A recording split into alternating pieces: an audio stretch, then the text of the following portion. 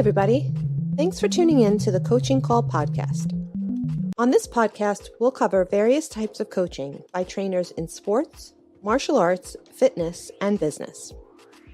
We'll discuss each coach's methods to getting the most out of their respective athletes or clients and how they attempt to change the platform in which they coach. Join us on a fun adventure as we discuss unique coaching styles.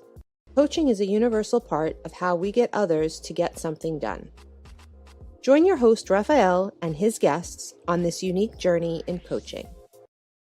Hi, I'm Sifu Rafael, and this is the Coaching Call podcast.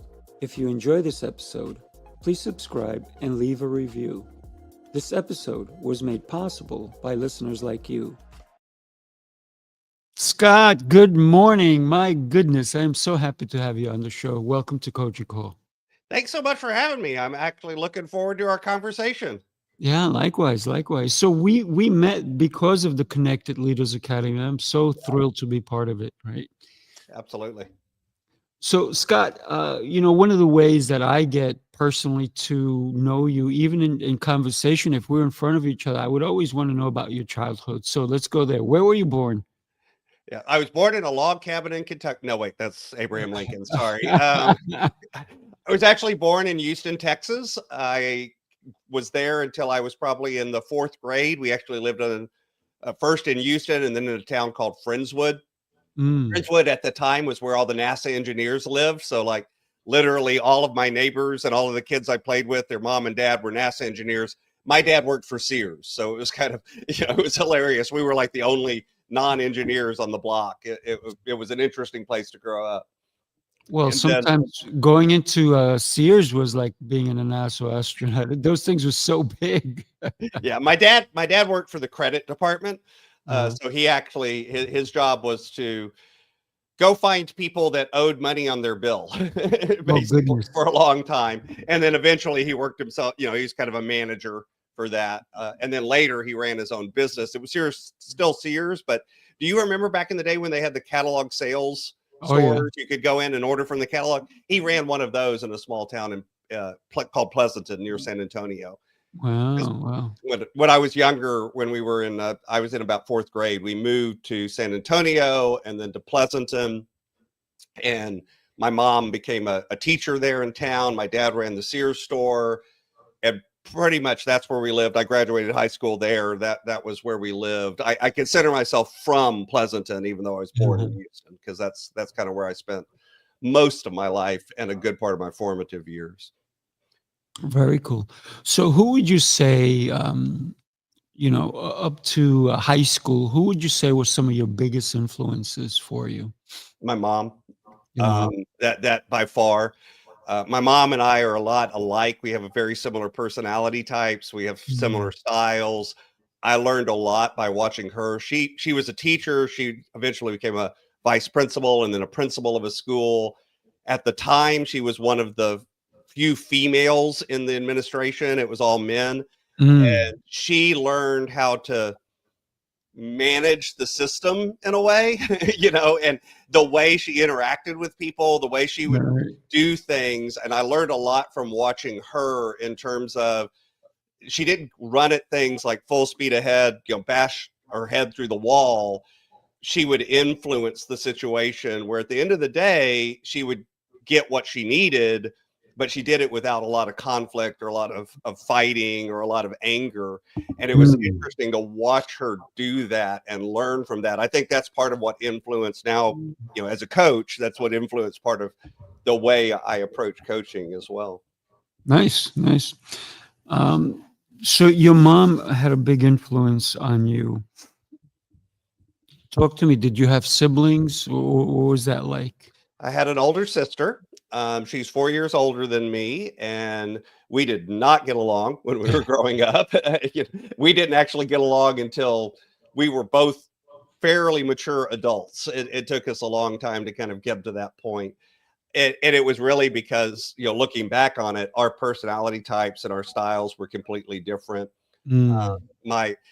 We grew up, my father was an alcoholic and a prescription drug abuse prescription drugs and that kind of thing. So we were growing up in a household with a lot of stress and a lot of strain, and the way each of us handled that was completely different and kind of rubbed each other the wrong way, even though looking back on it, it was because we were both dealing with the external stress coming from my dad. But neither one of us processed that really healthily until you reach adulthood and kind of go back in time to process what happened as a child, if that makes sense. I don't think it's easy to do that when you're a kid. No, it's not. It's not, because you're going through your own turmoil, if you will. Yeah. So would you say your family life at that point, when your dad was abusing drugs and things of that nature, more of chaotic? It really wasn't Oh, that's good. chaotic. It wasn't outwardly chaotic, because a lot of times, and this I've found now working with people over the years, my dad was a functional alcoholic. He was a functional, he externally to the world, he presented as a very successful businessman. We learn to present a certain style out to the world. You kind of learn what you're allowed to talk about, what you're not allowed to talk about, what's fair game, what's not fair game. In the walls, it was more, he was withdrawn. So he was never really physically abusive, at least to me, or my mother, that I really observed. But he was very emotionally abusive. He did other things that were, manipulative and that kind of thing. So it was more, it wasn't that it was chaotic in the way that most people think of when you think of that, but it was chaotic from an emotional standpoint. So you never really felt like you knew where you stood. Am I going to walk in today and it's going to be good dad, or am I going to walk in today and it's going to be drunk dad? Right. And so you always feel like you're on eggshells. So yes, it's chaotic, but outwardly, someone looking in from the outside wouldn't have seen the chaos. Well, that's good. When you think about that, that's pretty good, because they didn't judge you that way, right? Yeah. If you think of it that way. Scott, and when you said, your sister's 5 years older than you, and you guys did not get along until you were mature, right? So in other words, is when you understood that there's more value in aligning with someone, right? At a certain age. I think that usually does happen with maturity. Have you found that even your connections, once you matured, got stronger? The ones that I kept have. I would say I'm more selective now in terms of who I form deep connections with. So I tend to have fewer deeper connections than a lot of shallow ones, if that makes sense. That's my preferred method. I'm with you 100%. Well, and I mean, you mentioned the CLA, where we met. That's one of the reasons I'm part of groups like that. I'm part of Coach Connections. I'm part of CLA. I find groups that are curated where, I may not like everyone that's in the group or that's not the point. It's not that I have to like everybody, but there's still a sense of community, a sense of, hey, let's help each other. We have an abundance mindset, not a scarcity mindset. I try to find groups like that and then form deep relationships with people in those groups, because that's how I look at things. I don't look at things in a competitive or transactional way. I try to look at things as much as I can. Not going to say I succeed at this 100% of the time, but you try to look at things more in a relational way and more in a growth mindset, an abundance mindset kind of way. And so that's the people I tend to form the deeper relationships with. Oh, I love that, because you're talking up my alley, right? That's how I feel, because the Connected Leaders Academy has over 550 members. We cannot connect with every single one of them. So there are going to be, want to. right, because then we don't have the time or the bandwidth, if you will, right, to be able to. I mean, you could probably do that, but it may take many, many months or years to be able to connect with every single person. By then it should have grown, because this continues to move forward. And we also, don't we change daily? I mean, Sure. I know I do, right? I try not to be the same guy I was yesterday, because then that guy was boring the way I see him now, right? So Yeah, we change, we adapt, our needs Mhm. change, and then so does the other person. So Right. it's always a moving target, which is one of the reasons why, I think I see people a lot of times uh, in business. This happens where, they'll meet with somebody one time at a networking meeting or whatever, and they're like, oh, I met so and so. And a year goes by and it's like, well, have you followed up? Have you talked to so and so again? And they're like, oh no, I just talked to him that one time. I don't know why they're not sending me referrals, or I don't know All why they're not. And it's like, right. that's not how that works. No. You actually have to curate a relationship. If it's for whatever reason, if it's worth it, either they're aligned with you from a personality standpoint, they're aligned with you from a customer standpoint, they're whatever reasons you have. If there's that alignment, then you can build that relationship. And sometimes you discover, I meet with somebody, it's like, no, there's no alignment here. Okay, Mhm. now that person I'm probably not going to seek out and try to follow up with, not because I'm not going to avoid them, but at the Right, same right, time I'm not going to put a lot of energy into it because it's not fruitful. Why go plant seeds in a barren field? I'd that's rather right, spend my that's right. time planting seeds in a field that we can get a good relationship from, and have mutual respect and attitudes and that kind of thing. And Right, so it is a little bit of finding those people and then curating those relationships. And I think folks don't, they feel like that's somehow manipulative. And I always try mm, to kind of bring up the difference between manipulating people and influencing people. So, yes. manipulating somebody is when I use the skills I have to get you to do something because it's good for me. Right, right, right, right, And right. that's my motivation. This is good for me, so I'm going to get this person to do this to benefit myself. Influences where I'm going to use those same skills, that same relationship, the same conversations, the same everything, but I'm doing it truly with the attitude of, I want to make sure this is good for them.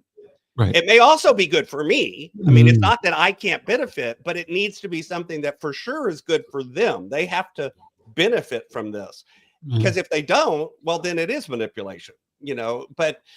But you can do that, and that's not transactional. That's relational, because it's that's not a it. quid pro quo. It's just sincerely, I want something good for the person that I like. Yeah, that's right. So Scott, obviously that frame of mind, that thinking, that mindset that you have now, you didn't have that when you were a little kid. I know I Oh, didn't. absolutely not. So, so what was your relationships like with friends that you had? How was school for you when you were, even before high school? How was elementary school, junior school? How was high school? Did you play sports? Tell me about that time of your life. So I was always a nerd from the very beginning. I've Mm, always been the science geek, the math geek. I've always been make really good grades. I did have to work for it. I did actually have mm, to study in things. I wasn't one mhm, of those kids that it was just like everything magically came easy for. But I was definitely a nerd. I had a few friends, most of them not super deep friendships, except that even then it was just a handful of folks that I had a deep friendship with. right. I was always kind of the kid that other kids went to for advice, which in Mm. high school stunk because it meant all the girls came to me to ask about boys. I was always the friend, right? Later in life that serves you well, but in high school it kind of stinks. Right, But right. I kind of had all of those sorts of relationships. I was always more of in part because my mom was an educator. So Mm, it was, that was kind of my orientation was towards education. But, my mom tells me that I started coaching when I was like 8 years old, that I basically was always the kid, even preschool, that looked for ways to connect and build other people up. mm. And again, Wow. it served me well in some ways and not in others. So Right. I won't say I was miserable in school or anything, but it was by no means, I'm not one of those people that looks back at high school as like, oh, that was the peak of my life. It's more like, okay, I got through that. College I enjoyed more than high school. But high school, it was really just kind of getting through it, if that makes sense. It does. It does. One of the things when you were speaking about connecting and so forth, I'm just wondering, because now I even thought of myself, if there was a teacher that I would want to be connected with today. Do you have anybody that comes to mind? I have a handful of teachers that I actually stayed connected with for a long time. One of my science teachers, Miss Martinez, she passed away a few years ago. I had an English teacher, Miss Brown. I had, there were a handful of teachers that not only did I want to stay connected with them, I actually did. I went back post high school and sought out some of those teachers to tell them, hey, you were a very positive influence on my life, and you were somebody that was important to what I chose to do, how I became who I am, that kind of thing. I think that's something that we don't do enough of. People, people talk about the teachers that were influences, but they never go back and tell the teacher. And as a teacher, I was a teacher for 16 years. It means a lot when a kid comes back and goes, oh, you were a positive influence on my life. So yeah, I definitely had a handful. Mr. Gonzalez, I could keep going. Yeah, absolutely. Unfortunately, I moved too much, so I was not able to go back. But I do recall and how impactful they were in my life. So when we think about everybody who's made a huge influence in who you are today, you talked about your mom. Who would you say were some, and you also grew up with all your neighbors being with their parents doing all these crazy and incredible things. Did you along the way get a mentor besides your mom, a coach or somebody that you looked up to that really propelled you in a way that when you go back, you go, oh, now I remember that instance Well, or that point? a lot. Again, I both virtual mentors and real world mentors. And what I mean by that is I've always been a reader. I've always been a learner. I've always been a grower. So, reading books by John Maxwell, and I've since then I've gotten to meet him and actually gotten to be mentored by him a little bit. And he's tremendous. But he started as a virtual mentor. I didn't even think I'd ever be able to meet him, and then later did. Dan Miller, people like that were always influences in my life. As well, I've connected in person. So like Jeff Brown, who does the Read to Lead podcast, he was a big influence on me starting a podcast and doing that kind of thing. My coaching, Dave Jacobson is one of my mentors, and he's a fantastic coach. And I've learned tons about coaching from him and business and other things. So, and that's the other thing is in the mentor category, I tend to find a mentor. It's not like I have a mentor that's universal in every component of my life. You know what I mean? I have people that I look to, for relationship and marriage advice. And then I have somebody else that it's like, okay, your business, or okay, your podcasting or your whatever, because first off, they have different strengths. And then secondly, I like the idea of not trying to learn from any one person, but finding lots of different people, because even when I'm working with Jeff on podcasting, I'm learning other things. It's because you can pay attention and how's he teaching? How's he connecting? How does he think? You can learn things about people without necessarily learning the content too. So it's two levels, if that makes sense. So that's some of the ones. I mean, again, it's another one of those. I could keep going and naming names. We could spend the rest of this hour with me going, well, that person was an influence and that person was an influence. There's tons of books on the shelves behind me. Every single person, if there's a book back there, it's because it was valuable to me, valuable enough that I kept it, because I've thinned out my book collection over the years. And if it's a book that's not, I read it once and yeah, okay, I've gotten all I'm going to get from that one. I go ahead and sell it or move it on to another owner. But the Yeah. ones that manage to stay on my shelves are the ones that continue to be an influence on me. So that's one level of mentorship. And then like John Maxwell, being able to meet him and sit down with him and actually learn from him, that's a Right. huge influence on my life. So a lot of different people in different ways. When did you love reading? When did that really hit for you? I'll tell you a family story. So I came home from the first day of first grade Mm, and I was furious. really? And my mom's like, why are you mad? What's wrong? And I'm like, well, you kept telling me that when I went to first grade, I'd learn how to read. And I don't know how to read yet. And Mm, it's literally the first day of school. And my mom's like, oh, geez, okay. So she sat down and taught me to read. And so mm, by like the second month of first grade, I'm reading. And wow. nobody else in the room is reading. So I started reading the readers. And by the end of first grade, I'd read all of the first grade readers and most of the second grade readers. By the Mm, end of second grade, I'd read all of the rest of the second grade readers, all of the third grade readers. By third grade, there were no more readers. I'd read all of them. So they started sending me down to the librarian, who became a great influence on my life, mm, family friend. And, right, I another one of those teachers that made an influence on my life. She was the librarian. right. I went down there and I walked in and she's like, okay, what do you want to order this week? And she'd literally pull out the catalog and we'd go through and we'd pick out books and she'd order them. Wow.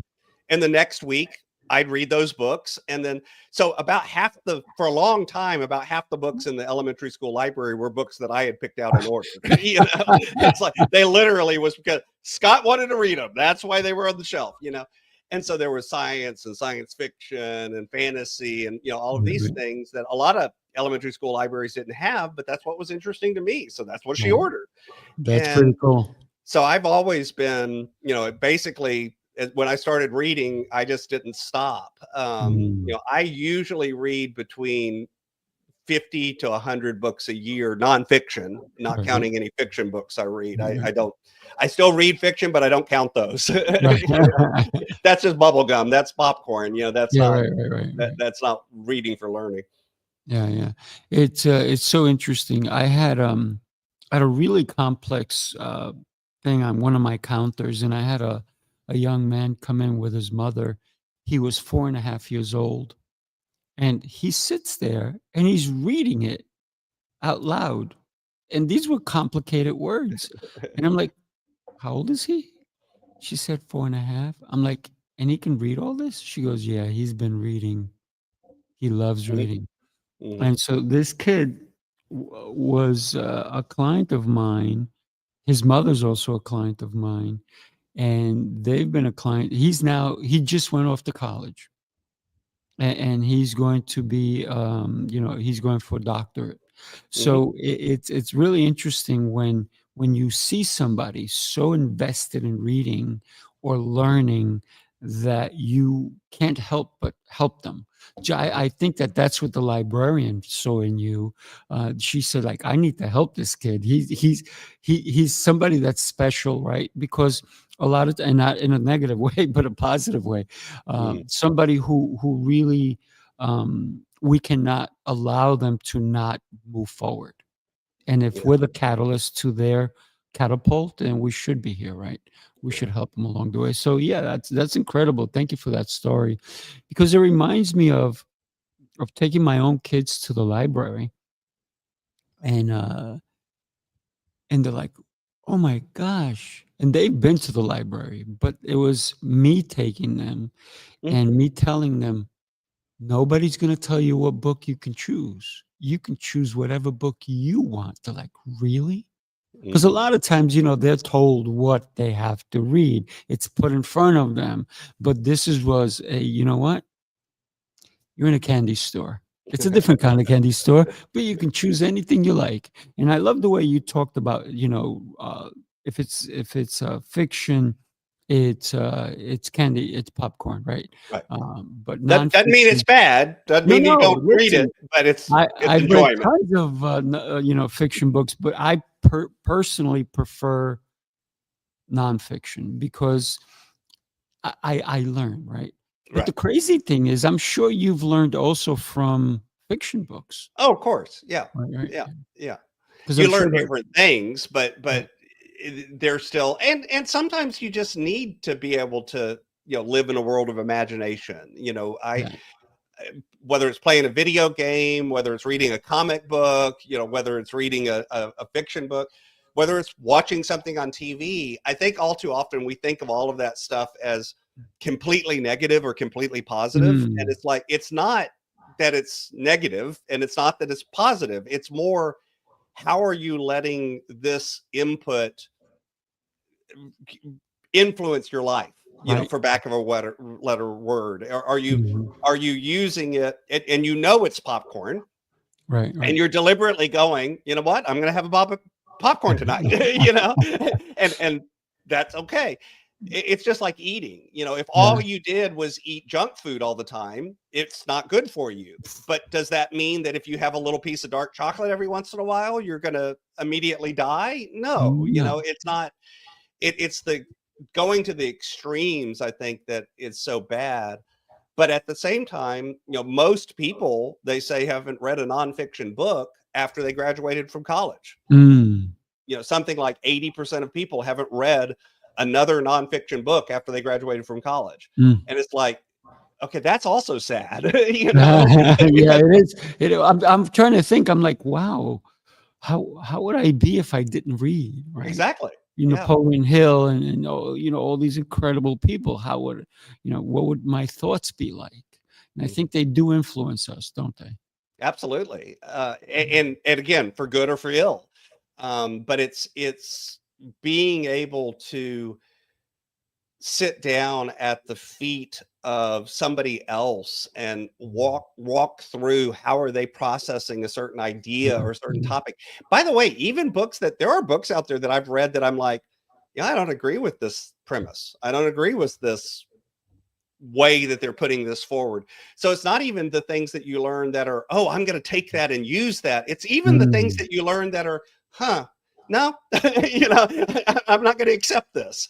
yeah, And again, for good or ill, sometimes it's all about curating not just what goes in to your mind and to your body and to your soul and to your spirit, but then what do you put out into the world too? And there's a mm, connection between those two things. yeah, If all you ever do is consume a certain kind of literature, you're going to put that out into the world, that's right. and again, we end up nowadays in echo chambers because that's how the system is set up. The tools that we use tend to feed us the stuff that we already believe. Yeah, yeah. You have There to was actively seek out contrary information. you do. There was a time where you just reminded me, where I was reading the Vampire Chronicles by Anne Rice, right? Mhm. And everything, it was so cool. It was so woo, and but then you do read other books that are like, wait, they set you back up to like, wait, that's not real. It Yeah, doesn't happen, right? So I want to talk about your book that you wrote, right? sure. Inspired Living. And I want to get into this a little bit because it says assemble the puzzle of your calling by mastering your time, your talent, and I love this one, your treasures. Why is that so important for anybody to do that with their life, to assemble their treasures? What gifts do we have, or Mhm. what hidden ones do we not share? So all three of those, what I've discovered over the years of working with folks is eh, kind of twofold. One is we have a tendency to look at the world and we think about our time and our money, treasures Mm, and time, and we think of them as the limiting thing. It's the thing holding me back. I right. don't have enough time. I'm too busy. These sorts of phrasings, or I don't have enough money. I'm Mm, broke. Or conversely, by the way, this can also be a limiting one. I make such good money doing XYZ. I can't go over here and do the thing that I really want to do. The right. golden handcuffs kind of thing. So we look at these things as limits on our life. And the interesting thing is, what I've discovered over the years is that those are really the symptom. They're not the problem. The problem is in that talent category, because the problem is between our ears and in our heart. The problem isn't time and money. It's how are we managing ourselves that becomes how we manage time and money. They're the reflection of our habits, our behaviors, our beliefs, our values. They're reflected in time and money. That's the old thing of, hey, you tell me what's important to you. And most of the time people will say things like, faith is important, family is important. They'll give you a list. Right. And whatever they put at the top, go, great. Now give me your checkbook or your bank statement or your credit card statement. Give me your calendar, and I'm going to look for those things on those two things. And guess what? If they don't show up, you're lying. Absolutely. They're not really the most important thing to you. If you say your family's important and yet you're always missing your daughter's soccer game or your son's band concert, is family really the most important thing to you? Because you're putting something else before it. Same thing with money. If you say family is important, okay, great. How are you using money to provide for your family, not only now, but into the future? What habits are you teaching them about money? What behaviors are you teaching them about money? So all of these things show up in that third category of talent. And a lot of times that's where what you're talking about with the hidden things show up, because all too often we have giftings that we're ignoring, and we're letting time and money be the excuse. Right. I don't have time. I don't have money. That's why I can't do fill in the blank. I literally had somebody tell me one time, if I go start my own business, I'm going to end up living homeless under a bridge. That's an interesting belief set. If you believe it, it may happen, right? Because if that's what you believe, that's what you're going to create. And it's like, wait a minute, how do we reset that belief? And then all of a sudden their behavior changes. And now all of a sudden everything else changes. And it's like, oh, I have plenty of time. I have plenty of money. I'm able to do what I want. And by the way, this isn't a magic wand. This isn't about flipping a switch. The reason why I call it assembling the puzzle is when we start putting all of this stuff together, it is like putting together a jigsaw puzzle. And what's more, it's like putting together a jigsaw puzzle where the picture on the box keeps changing. Right. And sometimes you're missing some pieces. And sometimes someone else has dumped some pieces in your box that belong to a different puzzle. Right. How do you figure that one out? Wait a minute. Wrong piece. Wrong piece. This isn't even my piece. This is my mom's piece when she told me I needed to do this. Or this is somebody, somebody has given me things that I've now put into my programming. They're in my box, but they're not really mine. And being able to hold up that piece and examine it and go, you know what? I'm going to choose to not put this piece back in the box. I'm going to throw it away. It's not a piece I need. Okay, great. Throw it away.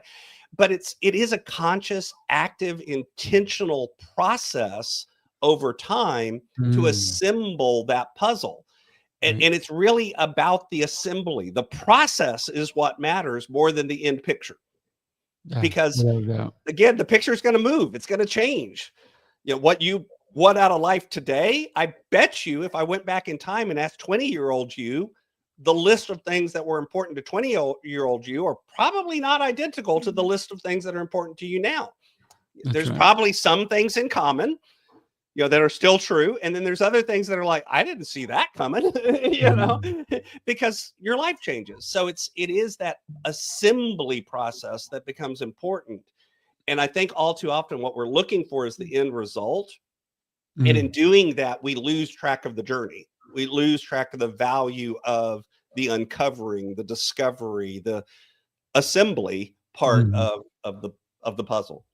It's really interesting when we start looking at our lives and the gifts that we've been given, and maybe who has that piece of the puzzle that I'm missing, right? If you look at it that way. Where do I go get that piece? Yeah, no, we don't. Let me share this with you and then we'll be right back. The city never sleeps, and neither do the dreamers who build its pulse. From every corner of the globe they come, Visionaries, creators, leaders, each carrying a spark ready to ignite the world.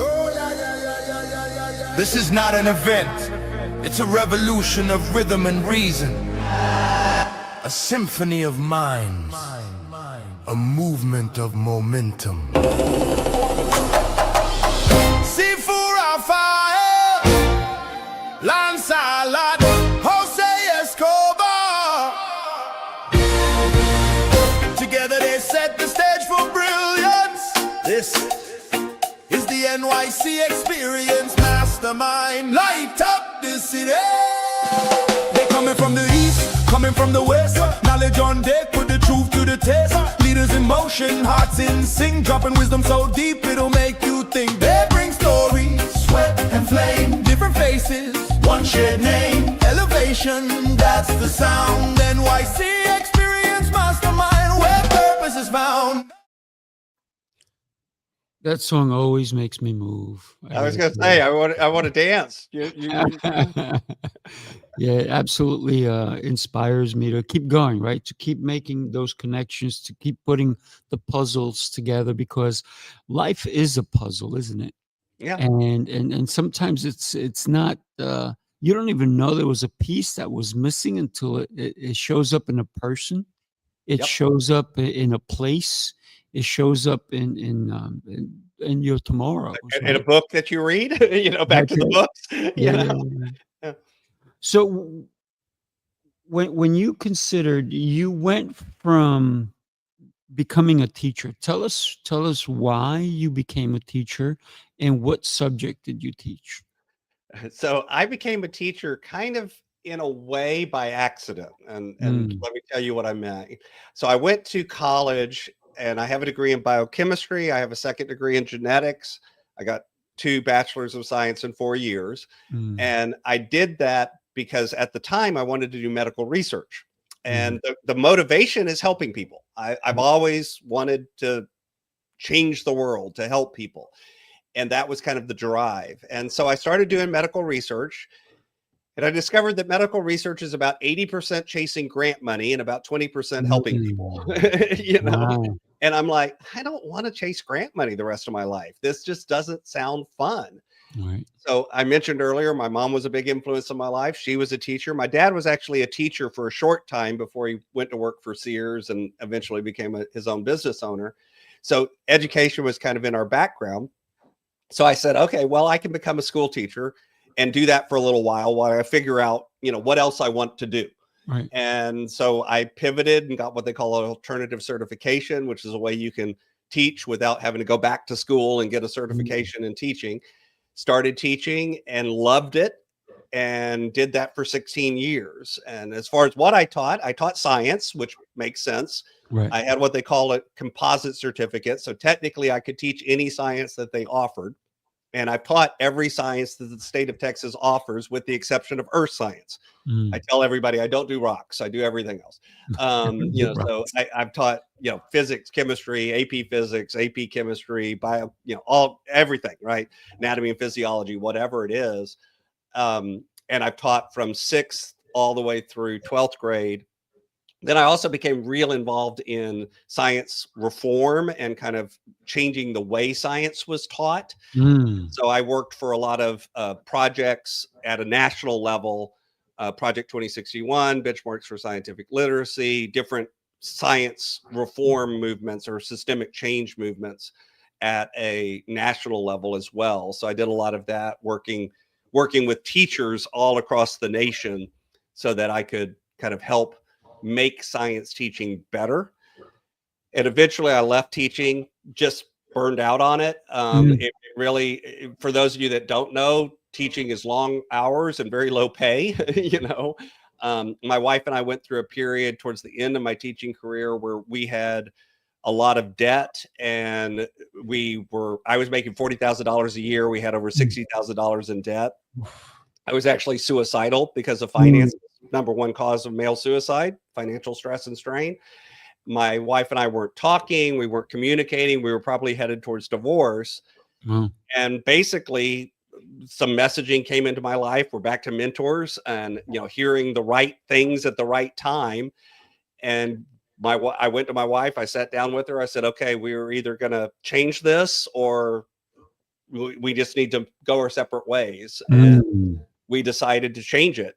And so we came together, started radically changing the way we were living. In the middle of that, I changed jobs, not really because of the money, but it also was, if that makes sense. So I went to work for Educational Testing Service. So I went from teaching to testing. My students said I joined the dark side.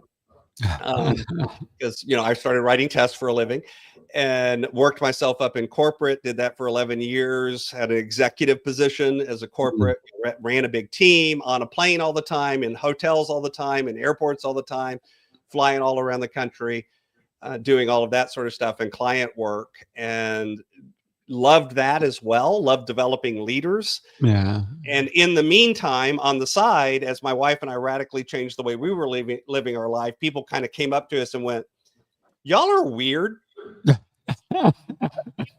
Because y'all are weird, because I'm literally making six figures driving a 1999 Ford that it used to be blue, but now it's kind of gray because I literally It changed. the headliner up with glue about every 3 days because the sun was melting the glue and it was like falling and hitting me in the Oh my face. goodness. And I'm making good money, and people are like, why are you driving that? Go buy a brand new car. And we're like, nope. We're gonna live different. We've got a goal. This is our goal. The car is not important right now. By the way, I drive a nicer car now, but it's that at the time that wasn't important. We had our priorities, we had our values, we were putting our puzzle together and lining things up. And so people noticed that and they're like, you're weird. So we started coaching people on the side. And as I kind of climbed the corporate ladder, my coaching business started growing. And then I kind of reversed my climb, but went back down the corporate ladder and launched the coaching business as my full-time business. So I started coaching in 2011 formally, but took it full-time in 2017. I love that. I love that. When you talked about the scales tipping, right? What a great way of looking at it, and people didn't understand your mission, and that's why you had the car that you had. Who cares? To me, I'm not a car guy, so I don't really I'm not care. either. As long as it gets me from point A to point B, right? Because I can spend and unfortunately, I bought my ex-wife really nice cars, and meanwhile I had crappy cars. But she had the really nice Mercedes and all this, and I had like a regular, but for me it wasn't the car. Does it work, and can I get there? Yeah, that's all I That's cared all about. that matters, right? But everybody has their own idea of success, right? Some people think that a car or a fancy this, a fancy that is success. But and I always say this all the time: is have you ever seen a funeral procession with a U-Haul truck behind it? Mm-hmm. Nobody's taking all their stuff with them, right? So Right. it's you can accumulate junk or stuff or fancy stuff, but it doesn't make a difference in your overall life of who you are, who you Well, become. and it's not that, again, I'm not a live in a cave and only come out on Right, right. Coupon Tuesdays either. Some It's caves are really nice, though. spend exactly. Spend the money on the things that actually are important to you. Mhm. And again, there's nothing wrong with having a nice car. Right. I had a past client that, his birthday gift for his wife every year was a brand new Caddy. But he was also in a position where he went in and traded in the old one and then stroked a check for the new one. It did not even, he made over $1 million a year in income, that just his revenue. So he was not, and I'm talking net, not gross, the bottom line revenue was over $1 million a year. So writing a check for a Caddy every year was like, No big deal. like somebody making $100,000 a year buying a $700 junker every year. The ratio was about the same. Correct. And it's Yeah, like, yeah. no big deal. So he could do that. And it was something that his wife valued, and he loved his wife and he did it for her. Okay, great. No problem with that.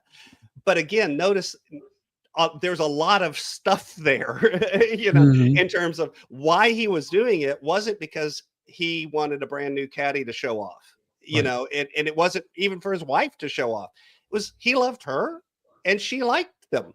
Okay, I'll get you. There you You know, it's go. comparable That to somebody buying, you know, works. buying a scarf because your wife likes a scarf or whatever. You know, there was really no difference in terms of the emotion and the drive.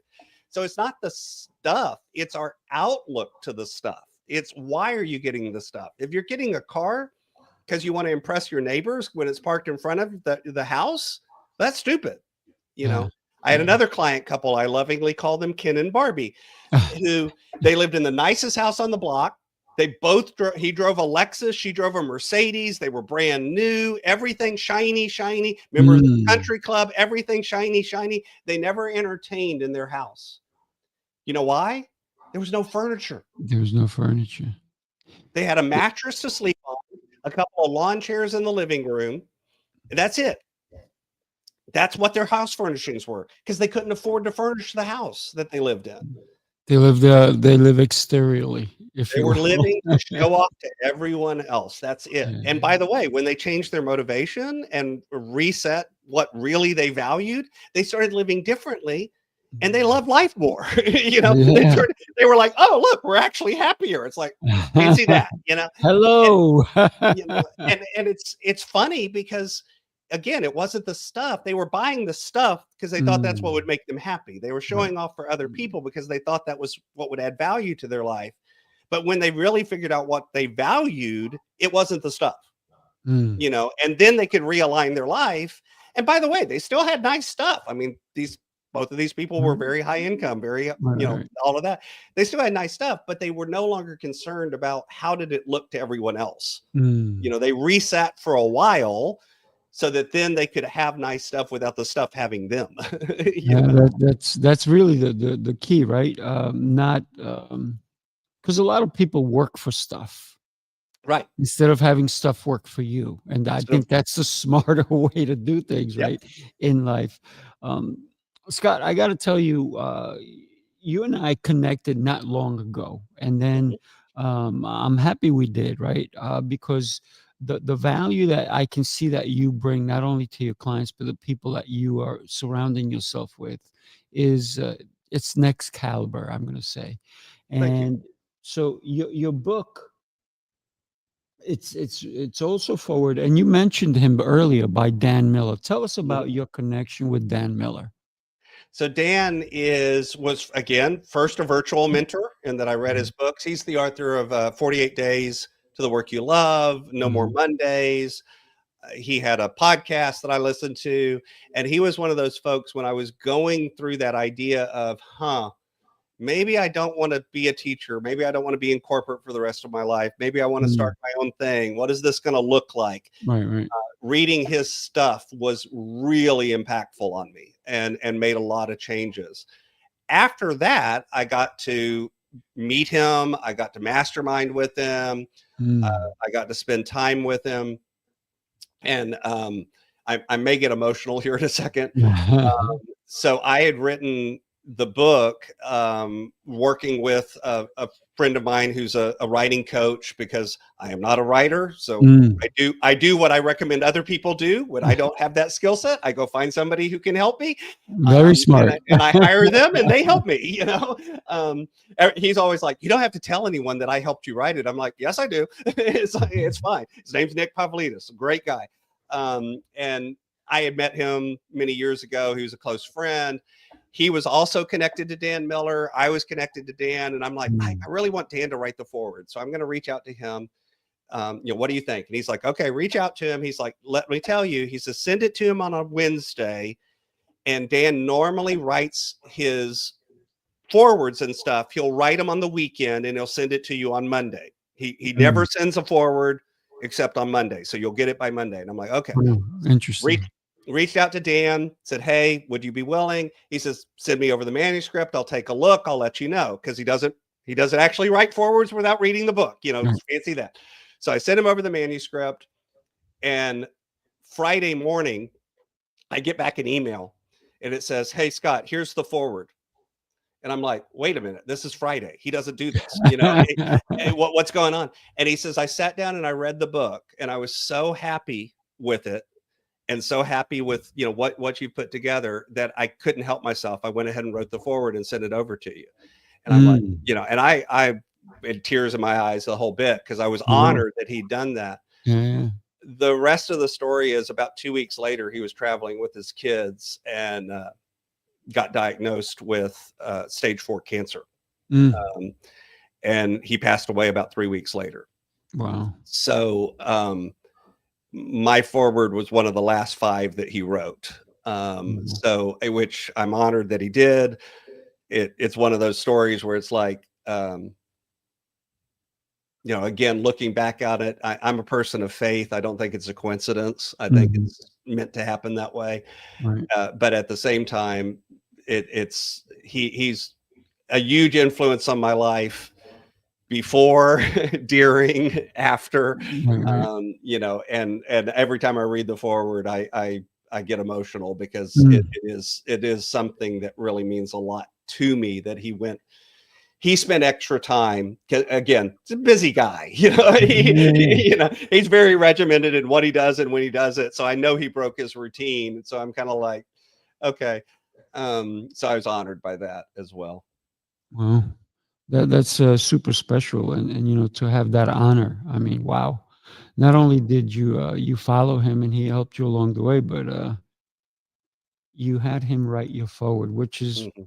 pretty incredible. Pretty incredible. Let me share one more video with you, and we'll be right back. You followed the rules, tried the restrictions, counted the carbs, the steps, and the failures. You're not lazy, you're exhausted from doing it all without real change. What if the problem isn't you, but the plan? Sifu's Mind Body Method is a 90-day transformation built on 7 unshakable pillars: mindset, movement, nutrition, hydration, fasting, journaling, and faith. This isn't another shortcut. It's your structure, your strength, your reset. You don't need harder, you need better. Ready to begin? Start today. Let me ask you, you mentioned it a couple of times, your show.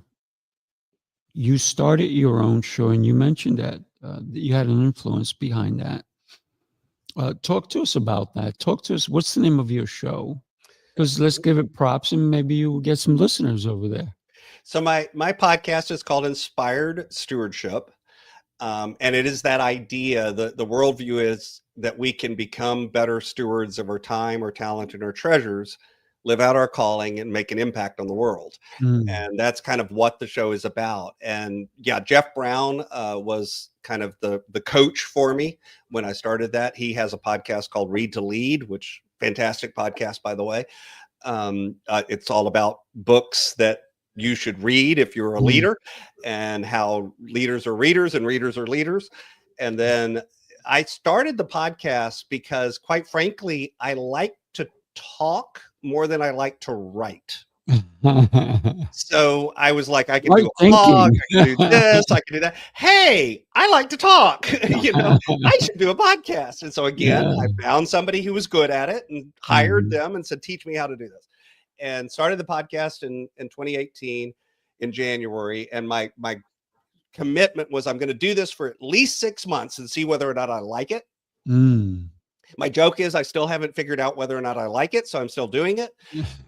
Because, you know, honestly, I love it. And that's on it. The book came out of the podcast. The content Mm. came from the podcast. The Dan Miller, I had him on my show. And, you know, of course, I connected with him in other ways. Right. Nick, the guy who was my coach, you know, came through the podcast. The people I interviewed in the book, met them through the podcast. You know, Mm. everything about this book. So I tell people I didn't really write a book. I talked a book Mm. because I don't like to write. So I figured out Mhm. another way to do it, you know, and I hired people that would help me with it.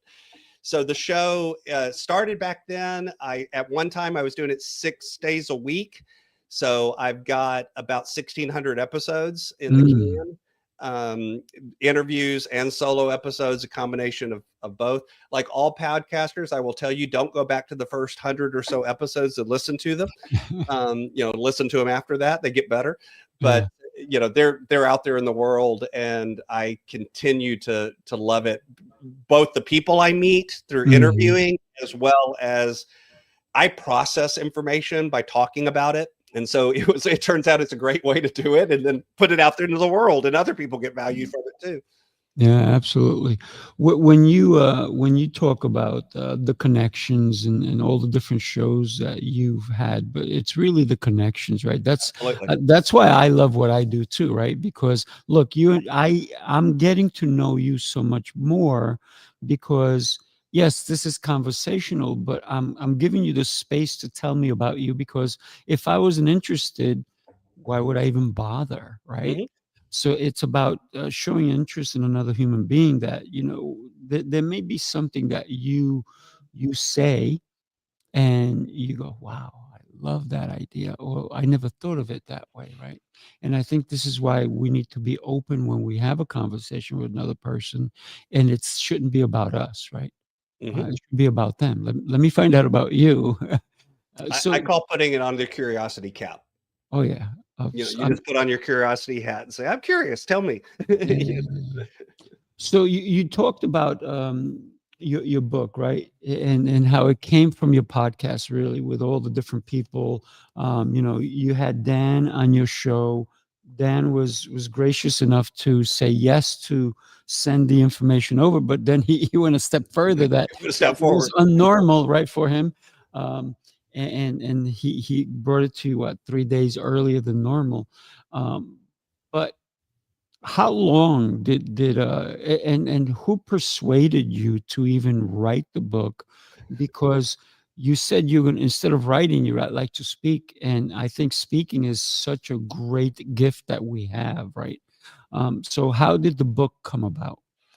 I think, like most of us, I've always had the idea of, I want to put some of this stuff down in a book. And I want to get a book out in the world. I think most people kind of have that hidden book inside themselves. And by the way, I encourage you to get it out into the world too.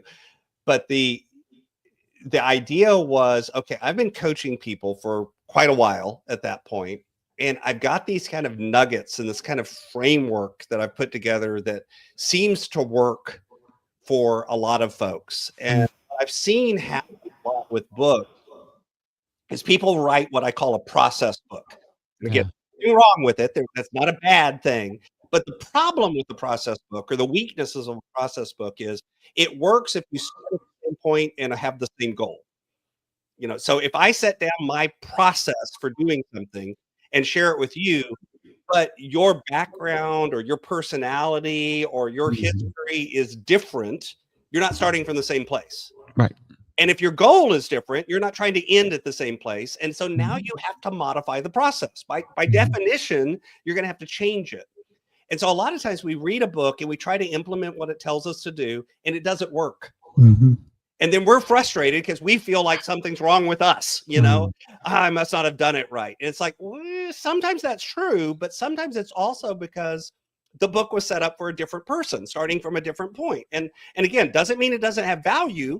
Because if you are starting at that point, man, this book is going to rock your world, But sometimes we read the wrong book. And so I decided, look, instead of approaching this from a process point of view, I want to approach it from a framework point of view. And a framework is something that applies regardless of where you start. And regardless of what your goal is, it's a way of looking at something as opposed to a way of doing something. And so you may do it different ways, but your goal, your outlook, your frame is the same. So we talked earlier about like relationships and nurturing relationships. I am a very task-oriented person. Okay, talking to people does not come naturally to me. It comes naturally to my wife. We walk into an airport. My wife has 3 friends before we pick up. And I'm going, are we having dinner with someone tonight? What's going on? It's completely foreign to me. So what I do, I have to turn nurturing relationships. I turn it into a process. I do it a certain way. So it's very deliberate and it's intentional, and I have a process and things. So that process works for me. It would not work for my wife. But the framework of I need to develop relationships, I need to nurture those relationships, I need to become curious, I need to be, like you said, more interested in them than me. I need to, look for the wins for this, all of that stuff. That's a framework that applies regardless of how you do it. My wife does it naturally, I do it deliberately, but we're both doing the same framework. And so in the book, that's what I took the approach of. I want to put together frameworks around how we look at time, how we look at treasures, and how we look at ourselves, the talent component, so that regardless of where you're starting, regardless of what your goals are, you can apply these frameworks and begin to shift the way you see the world, the way your behavior, your beliefs, and your habits to shift into a new place. I love it. I love it. We can talk for a long time. I can see that. I can see that. Thank you for the time that you spent with me today and sharing your story and your ideas and your anecdotes, if you will, and your book as well. When we see at the bottom of the screen, your website is going up. Tell us about that. You have 45 seconds, and then we will. We'll tell everybody what they need to do after you tell them that. Go ahead. Okay. So I put together a landing page just for your listeners. If you go to inspiredstewardship.com coaching call /coaching call, what I put on there is there's some free resources. So those areas of time, talent, and treasures, if you want some help with those, there's free resources you can download. If you want to purchase the book, there's a link to find the book, as well as information about my podcast. And then I also put a link on there where if you just want to jump on a call and have a conversation, no sales pitch, that's not what it's about. Right. Maybe this is an area, something I said resonate, and you want to hear some more about it. There's a place that you can jump on and have a conversation as well. So you can find all of that over at my website, and then /coaching call. Love it. Wow. Thank you so much for doing that. And everybody, make sure you go to inspiredstewardship.com /coaching call. I got to tell you, what a great show that you allowed me to have with you today. And every time I learn something from someone, so thank you for sharing that information and your knowledge. This is what I'm going to recommend to everybody who's watching. Share it with somebody who couldn't watch it today. Maybe they watched the replay, but if you consider all the information that we all learned today from Scott, we're all better for it. So Scott, thank you, my friend. What a pleasure. What an honor to have you on the show. Everybody, do me a favor. Let me know what you thought of the show. Go ahead and let us know. Also, share it. Share it. Sharing is caring, right? So thank you. Make sure you check out Scott's show as well. It's Inspired Stewardship, right? And let's have some fun. All right, everybody, have a blessed day, and we will see you next time. Take care, everybody.